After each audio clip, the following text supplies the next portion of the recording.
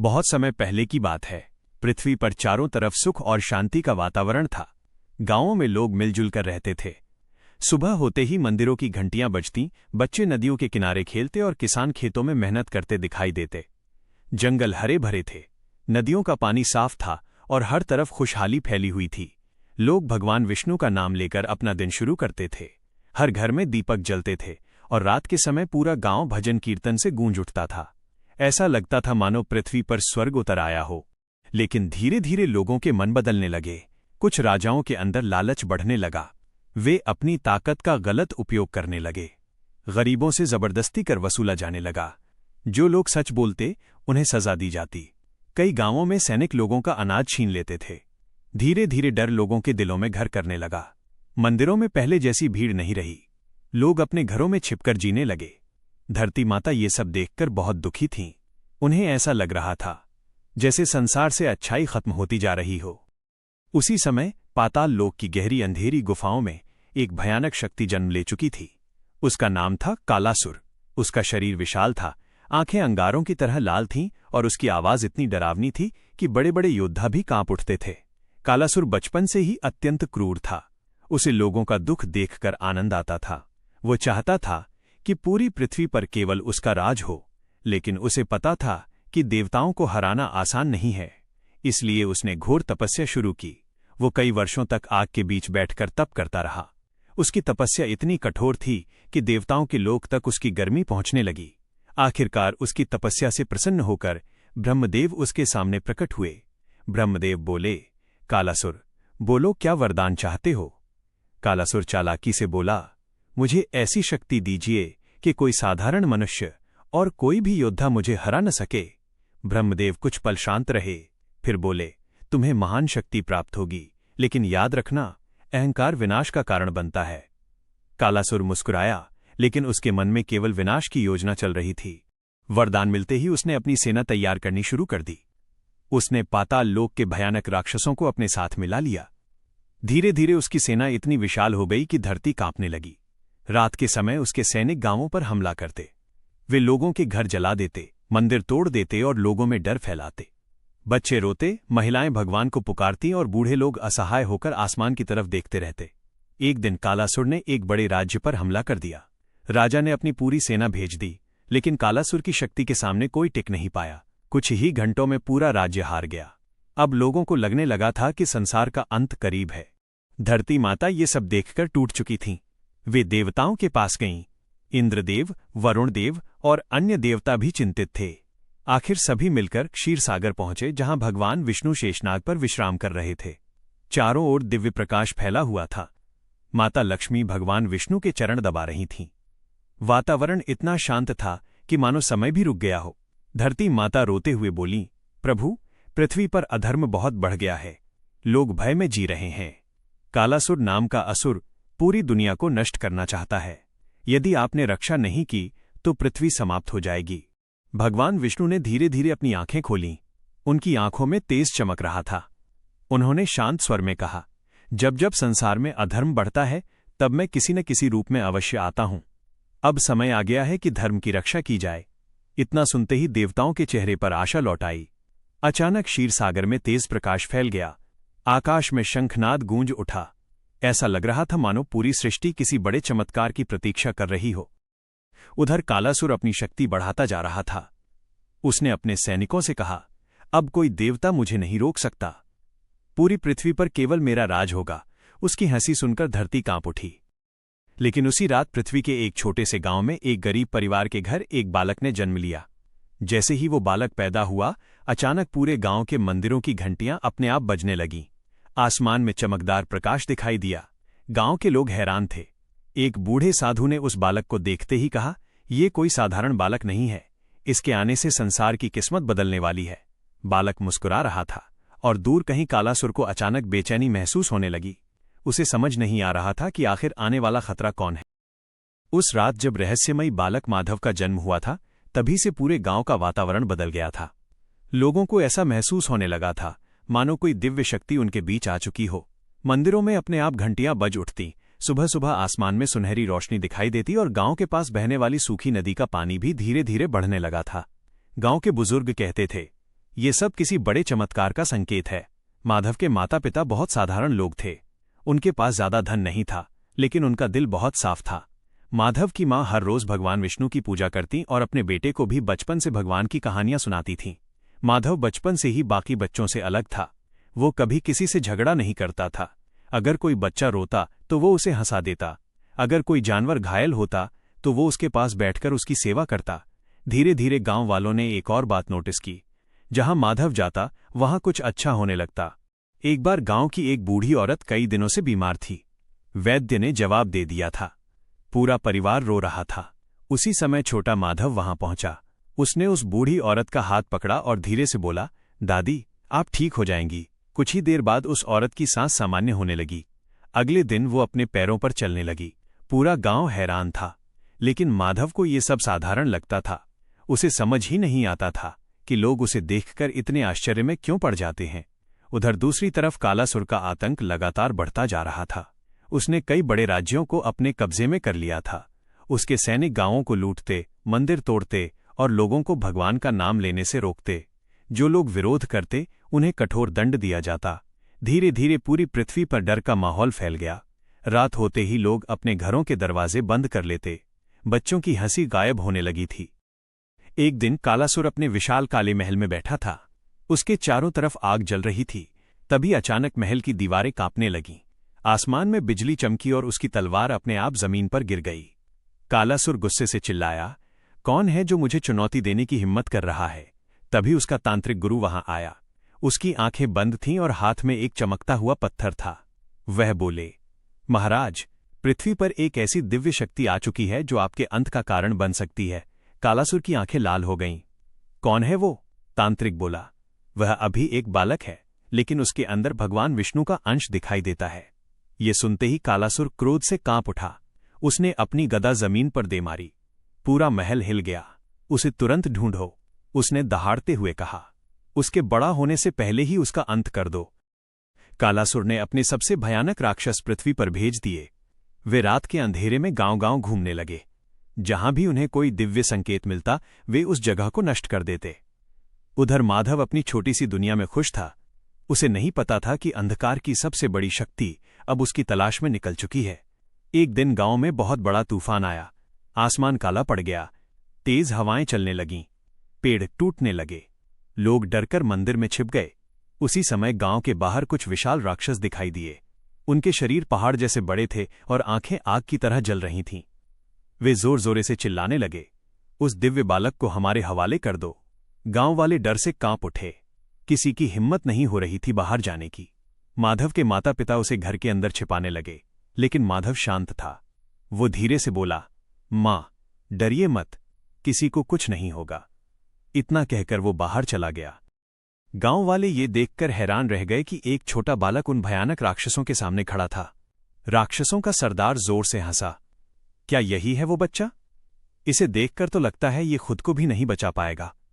लेकिन तभी अचानक चारों तरफ तेज प्रकाश फैलने लगा। हवा शांत हो गई।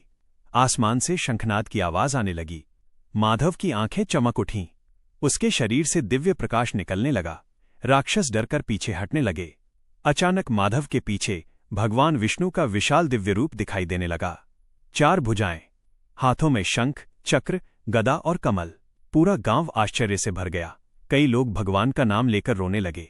राक्षसों ने हमला करने की कोशिश की, लेकिन जैसे ही वे आगे बढ़े, तेज प्रकाश की शक्ति ने उन्हें दूर फेंक दिया। कुछ ही पलों में सभी राक्षस डरकर भाग गए। लेकिन उसी समय कालासुर को अपने महल में बेचैनी महसूस हुई। उसने अपनी आंखें बंद कीं और ध्यान लगाया।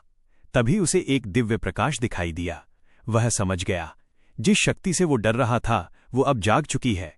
कालासुर गुस्से से चिल्लाया, अब मैं खुद उस बालक का अंत करूंगा। उसकी भयानक आवाज से पूरा पाताल लोक कांप उठा। उधर माधव पहली बार डर गया था। उसने उस दिव्य रूप को देखा था, लेकिन उसे समझ नहीं आ रहा था कि वो आखिर कौन है। रात को जब सब सो गए, तब वही बूढ़े साधु फिर उसके पास आए। उन्होंने माधव से कहा, समय आ गया है कि तुम अपनी सच्चाई जानो। माधव हैरानी से उनकी तरफ देखने लगा। साधु बोले, तुम कोई साधारण बालक नहीं हो। तुम्हारे अंदर स्वयं भगवान विष्णु की शक्ति है। तुम्हारा जन्म संसार को बचाने के लिए हुआ है।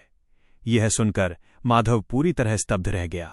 उसे समझ नहीं आ रहा था कि एक साधारण किसान का बेटा पूरी पृथ्वी को कैसे बचा सकता है, लेकिन आने वाला समय उसे उसकी असली शक्ति का एहसास कराने वाला था। और दूसरी तरफ कालासुर अपने सबसे भयानक युद्ध की तैयारी शुरू कर चुका था। उस रात के बाद माधव की जिंदगी पूरी तरह बदल चुकी थी। जिस दिन उसने अपने पीछे भगवान विष्णु का दिव्य रूप देखा था, उसी दिन से उसके मन में कई सवाल पैदा हो गए थे। वो समझ नहीं पा रहा था कि आखिर एक साधारण किसान का बेटा इतनी बड़ी शक्तियों का मालिक कैसे हो सकता है। गांव वाले अब उसे अलग नजरों से देखने लगे थे। कुछ लोग उसे भगवान का आशीर्वाद मानते तो कुछ लोग डरने लगे थे। लेकिन माधव के माता पिता अभी भी उसे एक साधारण बच्चे की तरह ही प्यार करते थे। माधव की माँ रोज भगवान विष्णु से प्रार्थना करती और कहती, प्रभु, अगर मेरे बेटे का जन्म किसी बड़े कार्य के लिए हुआ है तो उसे सही रास्ता दिखाना। उधर बूढ़े साधु हर समय माधव पर नजर रखे हुए थे।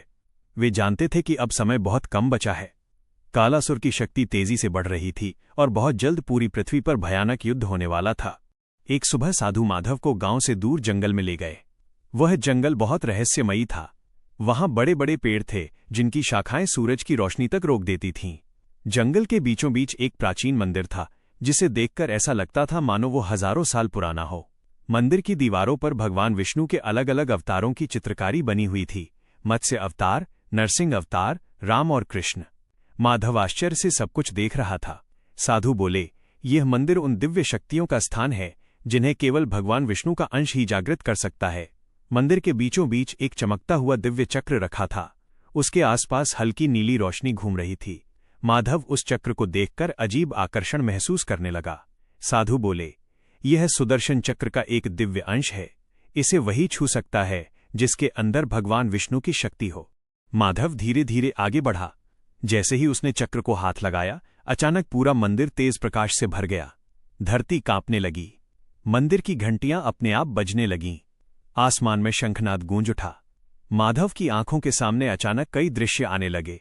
उसने देखा कि पृथ्वी आग में जल रही है। लोग भय में भाग रहे हैं। कालासुर की सेना चारों तरफ विनाश फैला रही है। मंदिर टूट रहे हैं और नदियां काली पड़ चुकी हैं। फिर उसने देखा कि एक दिव्य योद्धा प्रकाश के बीच खड़ा है। उसके हाथ में चमकता हुआ चक्र है और उसके पीछे भगवान विष्णु का विशाल रूप दिखाई दे रहा है। अचानक वह दृश्य गायब हो गया। माधव जोर जोर से सांस लेने लगा। साधु बोले, जो तुमने देखा वही आने वाला भविष्य है। अगर तुमने अपनी शक्ति को नहीं पहचाना तो पूरी पृथ्वी अंधकार में डूब जाएगी। माधव पहली बार सच में डर गया। उसे महसूस होने लगा कि उसके कंधों पर पूरी दुनिया की जिम्मेदारी आ चुकी है। उधर दूसरी तरफ कालासुर भी शांत नहीं बैठा था। उसे बार बार एक तेज प्रकाश दिखाई दे रहा था जो उसकी शक्ति को कमजोर कर रहा था। वो समझ चुका था कि भगवान विष्णु की शक्ति जाग रही है। गुस्से में उसने अपने महल की दीवार तोड़ दी और जोर से चिल्लाया, मैं उस बालक को खत्म कर दूंगा। उसकी आवाज सुनकर पूरा पाताल लोक कांप उठा। कालासुर ने अपनी सबसे भयानक सेना तैयार कर ली। विशाल राक्षस, काले जादूगर और आग उगलने वाले दैत्य उसके साथ खड़े थे। उसने आदेश दिया, आज रात पृथ्वी पर हमला होगा। उधर गांव में लोगों को अजीब अजीब संकेत मिलने लगे। आसमान लाल दिखाई देने लगा। पक्षी अचानक उड़कर भागने लगे। जानवर बेचैन हो गए। गांव के बुजुर्ग बोले, बहुत बड़ा संकट आने वाला है। रात होते ही तेज तूफान शुरू हो गया। बिजली जोर जोर से चमकने लगी। अचानक गांव के बाहर से भयानक दहाड़ सुनाई दी। लोग डरकर अपने घरों में छिप गए। जब माधव बाहर आया तो उसने देखा कि पूरा गांव राक्षसों की सेना से घिर चुका है। उनकी आंखें लाल थीं, शरीर पहाड़ जैसे विशाल थे और हाथों में भयानक हथियार थे। उनका सरदार चिल्लाया, उस दिव्य बालक को हमारे हवाले कर दो। गांव वाले कांपने लगे, लेकिन माधव शांत खड़ा रहा। उसी समय बूढ़े साधु उसके पास आए और बोले, याद रखो माधव, भगवान विष्णु की सबसे बड़ी शक्ति साहस और धर्म है। माधव ने अपनी आंखें बंद की। अचानक उसके शरीर से दिव्य प्रकाश निकलने लगा। उसके हाथों में वही चमकता हुआ चक्र प्रकट हो गया। पूरा आसमान रोशनी से भर गया। राक्षस डरकर पीछे हटने लगे। लेकिन तभी आसमान में जोरदार गर्जना हुई। काले बादलों के बीच एक विशाल आकृति दिखाई दी। वह स्वयं कालासुर था। उसका शरीर पहाड़ जैसा विशाल था। उसकी आंखें आग की तरह जल रही थीं। उसके कदम रखते ही धरती कांपने लगी। उसे देखकर गांव वाले डर से चीख उठे। कालासुर जोर से हंसा और बोले, तो तुम हो वो बालक जिसके लिए देवता इतनी उम्मीद लगाए बैठे हैं। माधव शांत खड़ा रहा। कालासुर ने अपनी विशाल गदा उठाई और बोला, आज मैं तुम्हें खत्म कर दूंगा। फिर इस संसार में केवल अंधकार का राज होगा। इतना कहकर उसने अपनी गदा जमीन पर दे मारी। पूरा गांव हिल गया, कई घर टूट गए, लोग चीखने लगे। ये देखकर माधव के अंदर क्रोध जाग उठा। उसकी आंखों में तेज प्रकाश चमकने लगा। अचानक उसके पीछे भगवान विष्णु का विशाल दिव्य रूप दिखाई देने लगा। 4 भुजाएं, हाथों में शंख, चक्र, गदा और कमल। आसमान में शंखनाद गूंज उठा। कालासुर पहली बार डर गया, लेकिन वो पीछे हटने वाला नहीं था। उसने अपनी पूरी शक्ति के साथ माधव पर हमला कर दिया और उसी क्षण शुरू हुआ अच्छाई और बुराई का सबसे भयानक युद्ध। जैसे ही कालासुर ने अपनी विशाल गदा उठाकर माधव पर हमला किया, पूरा आकाश कांप उठा। बिजली जोर जोर से चमकने लगी, तेज तूफान चलने लगा। गांव के लोग डरकर इधर उधर भागने लगे, लेकिन माधव वहीं खड़ा रहा। उसकी आंखों में अब डर नहीं था, उसके चेहरे पर एक अद्भुत तेज दिखाई दे रहा था। उसके पीछे भगवान विष्णु का विशाल दिव्य रूप चमक रहा था। कालासुर जोर से हंसा और बोला, तुम चाहे कोई भी हो, आज तुम्हारा अंत निश्चित है। इतना कहकर उसने अपनी गदा पूरी शक्ति से माधव की तरफ फेंकी। गदा इतनी शक्तिशाली थी कि उसके रास्ते में आने वाले बड़े बड़े पेड़ टूट गए, धरती फटने लगी। लेकिन जैसे ही वो गदा माधव के पास पहुंची, अचानक उसके सामने तेज प्रकाश की एक दीवार बन गई। गदा उस प्रकाश से टकराकर दूर जा गिरी। पूरा आकाश शंखनाद से गूंज उठा। गांव वाले आश्चर्य से ये सब देख रहे थे। उन्हें अब समझ आने लगा था कि माधव कोई साधारण बालक नहीं है। उधर कालासुर का क्रोध बढ़ता जा रहा था। उसकी आंखें आग की तरह जलने लगीं। वो जोर से दहाड़ा और अपनी पूरी सेना को हमला करने का आदेश दे दिया। हजारों राक्षस गांव की तरफ दौड़ पड़े। उनके हाथों में तलवारें, भाले और आग के गोले थे। चारों तरफ चीख पुकार मच गई। तभी माधव ने अपनी आंखें बंद की और भगवान विष्णु का स्मरण किया। अचानक उसके शरीर से तेज दिव्य प्रकाश निकलने लगा। उसके हाथों में चमकता हुआ सुदर्शन चक्र प्रकट हो गया। आकाश में बादल घूमने लगे, तेज हवा चलने लगी। माधव ने जैसे ही सुदर्शन चक्र को आगे बढ़ाया, वो बिजली की गति से घूमता हुआ राक्षसों की सेना की तरफ चला गया। जहां जहां वो चक्र जाता, वहां अंधकार मिटने लगता। राक्षस डरकर भागने लगे। कई राक्षस उसी प्रकाश में भस्म हो गए। कालासुर यह देखकर क्रोध से कांप उठा। उसने अपने काले जादू से पूरे आसमान को अंधकार से भर दिया। अचानक सूरज की रोशनी गायब हो गई। चारों तरफ केवल काला धुआं दिखाई देने लगा। लोग डरकर भगवान को पुकारने लगे। कालासुर जोर से हंसा, अब देखता हूं तुम्हारा प्रकाश इस अंधकार को कैसे मिटाता है। लेकिन उसी समय माधव के पीछे भगवान विष्णु का दिव्य रूप और भी विशाल हो गया। चारों तरफ सुनहरी रोशनी फैलने लगी। भगवान विष्णु की आवाज गूंजी, अधर्म चाहे कितना भी शक्तिशाली क्यों न हो, धर्म का प्रकाश हमेशा अंधकार को मिटा देता है। इतना सुनते ही माधव के अंदर की शक्ति पूरी तरह जाग उठी। अब वो केवल एक साधारण बालक नहीं रहा था।